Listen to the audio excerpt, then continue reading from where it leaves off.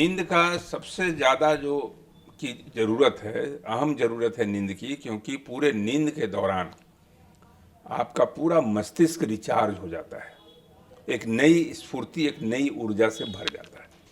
लेकिन आजकल नींद नहीं आने की समस्या इतना इतना सामान्य हो गया है कि छोटे छोटे बच्चों में, 8 साल, 10 साल, 12 साल के बच्चों में, जवान लोगों में पहले नींद नहीं आने की समस्या, कम आने की समस्या वृद्धों में होती थी।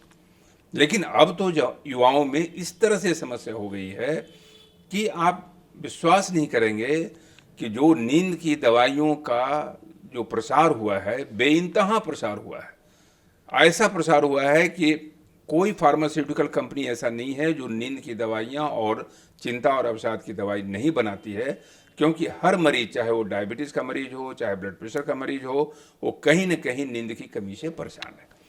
तो स्वस्थ आदमी को अगर नींद की कमी होगी तो उसमें डायबिटीज होने की संभावना बढ़ जाएगी। स्वस्थ आदमी में अगर नींद की कमी होगी तो उसका डिप्रेशन और अवसाद बढ़ जाएगा, ब्रेन की परेशानी हो जाएगी।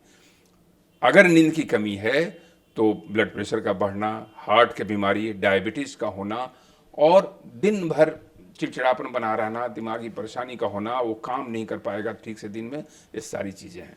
लेकिन मैं आपको बता दूं कि इंसोम्निया जिसको कहते हैं, नींद नहीं आना, दो तरह का होता है, टेम्प्रोरी और chronic. Acute insomnia, chronic insomnia. अगर 15 दिन कभी कभी ऐसा होता है कि आप थोड़ा व्यथित हो गए, ऑफिस के काम से परेशान हैं, अपने हस्बैंड या वाइफ के तकरार से परेशान हैं, मित्रों की वजह से परेशान हैं, या कहीं ना कहीं कोई परेशानी आपको है, तो हो सकता है 10 दिन 8 दिन के लिए आपको नींद नहीं आए।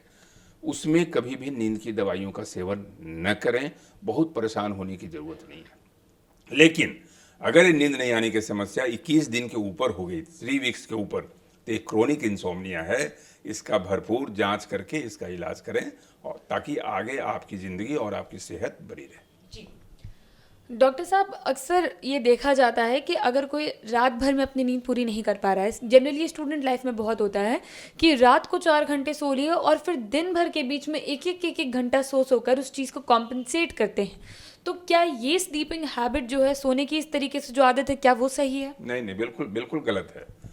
क्योंकि अगर रात में नींद नहीं आ रही है तो कभी भी उसे कंपनसेट करने के लिए दिन में आप न लें, क्योंकि वो एक स्लीप साइकिल आपको डिस्टर्ब हो जाएगा।